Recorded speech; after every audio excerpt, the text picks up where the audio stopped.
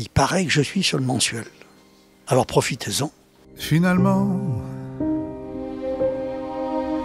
j'en finis pas de m'émerveiller. Je crois que c'est ma grande force. Je suis très curieux, j'aime tout. Je m'intéresse à tout. Et chaque matin, quand le soleil se lève, j'ai envie de me lever avec lui. J'ai envie de me coucher le plus tard possible. J'ai pas envie de rater le début du film ni la fin du film. Voilà. Donc, si vous voulez, je travaille avec un très très grand scénariste qui a la vie. Et c'est un scénariste extraordinaire. Extraordinaire. Je suis depuis 60 ans que je fais ce métier, le reporter de mon temps, à ma façon. Je filme mon intime conviction. Mon intime conviction, elle change d'année en année. En grandissant, elle n'est pas la même. Et donc, j'ai essayé depuis 60 ans de filmer mon intime conviction, qui est positive parce que tout ce que j'ai réussi dans la vie, je l'ai d'abord raté. J'ai très vite compris que l'échec était la plus grande université du monde. La vie est une course d'emmerdement au pays des merveilles. Et les emmerdes, c'est le jogging du bonheur. Je veux dire qu'on ne peut pas avoir droit au bonheur si on ne passe pas par un emmerde. C'est les emmerdes qui fabriquent le bonheur. On ne peut pas aller d'un bonheur à un autre bonheur sans passer par un emmerde. C'est pas possible. Ça, je l'ai très vite compris. Je crois qu'on a le même âge toute notre vie. Il n'y a que le corps qui change, mais j'ai eu 18 ans toute ma vie. Voilà, donc dans ma prochaine vie, j'aurai 19 ans. Voilà, et puis après, j'aurai 20 ans. Et puis dans quelques années, je parlerai avec quelqu'un de raisonnable. Mais pour l'instant, je suis encore dans l'émerveillement. Voilà. Finalement, l'argent n'avait pas d'importance. Finalement, le paradis, c'était l'enfance. Finalement, y a rien à regretter. L'hiver était beau comme l'été. C'est un film très riche parce que tout simplement, c'est le résultat de mes 80 ans d'expérience.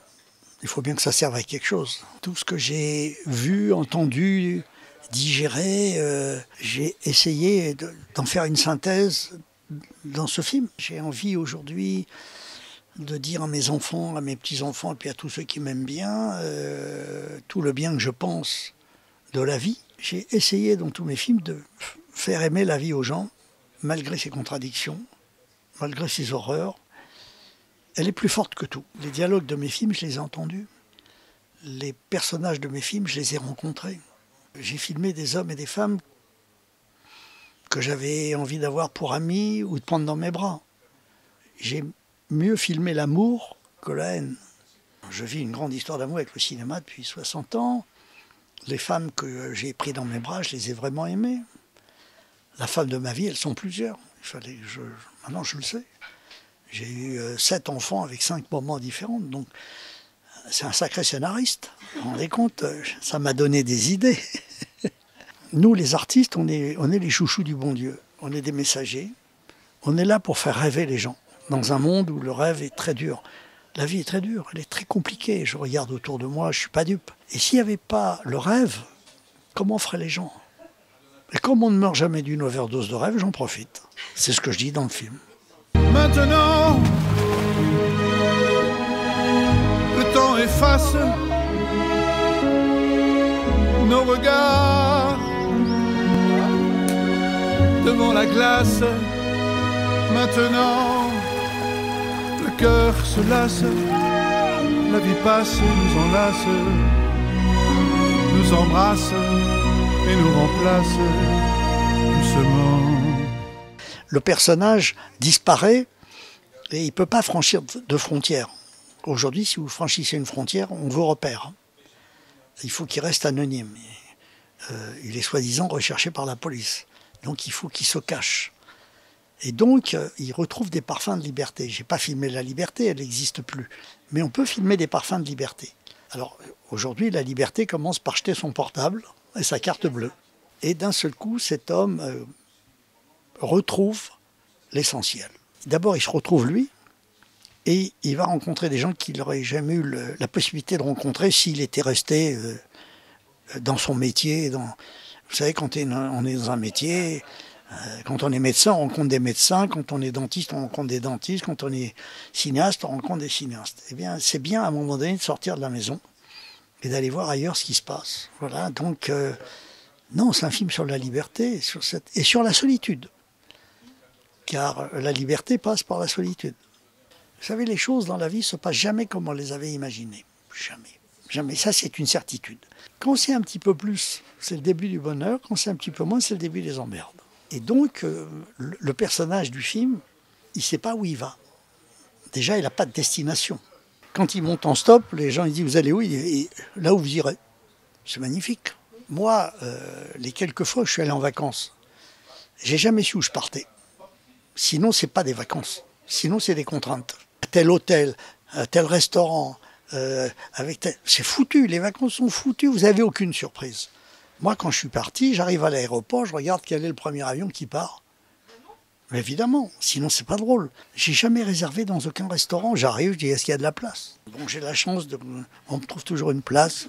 Bizarrement. Voilà, bizarrement. Mais les vacances commencent par le hasard. C'est le hasard qui va vous donner du plaisir. Tout ce que vous avez prévu, c'est foutu. C'est comme si je vous racontais la fin du film. Si je vous raconte la fin du film, vous n'allez pas voir le film. Le hasard, lui, non, il va de surprise en surprise. C'est un cascadeur de la vie. C'est le hasard qui me dit stop à un moment donné. Et le hasard a toujours raison. Il sait où il faut que vous alliez. Il vous connaît.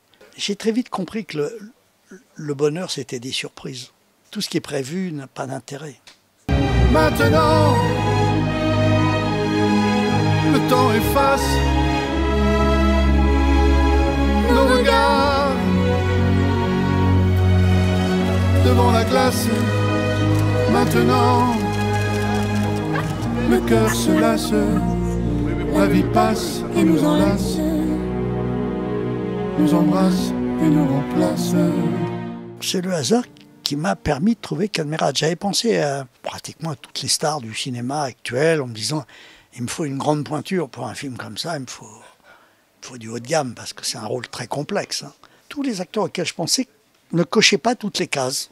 Il fallait qu'ils chantent, il fallait qu'ils jouent de la trompette, il fallait qu'il ait un physique passe-partout, il ne fallait pas que ce soit Brad Pitt. Si c'est Brad Pitt, quand il arrive dans la ferme, il n'y a pas de travail, il n'y a rien à faire. Oui, il fallait un acteur qui, à un moment donné, ait la beauté de l'intelligence et la beauté de la spontanéité. Et donc, c'est ma femme qui était dans un train, qui me téléphone, elle me dit « Je suis avec Cadmerade dans le train, qui te salue et qui rêve de tourner avec toi. » Mais putain, mais c'est lui! Mais oui! Et le lendemain, il était dans mon bureau, je lui faisais écouter la musique du film. Et ça a été merveilleux. Il a été merveilleux de bout en bout. Et il fait un parcours sans faute, là, parce que c'était un rôle très difficile. Finalement, chacun de nous a eu sa chance. Finalement,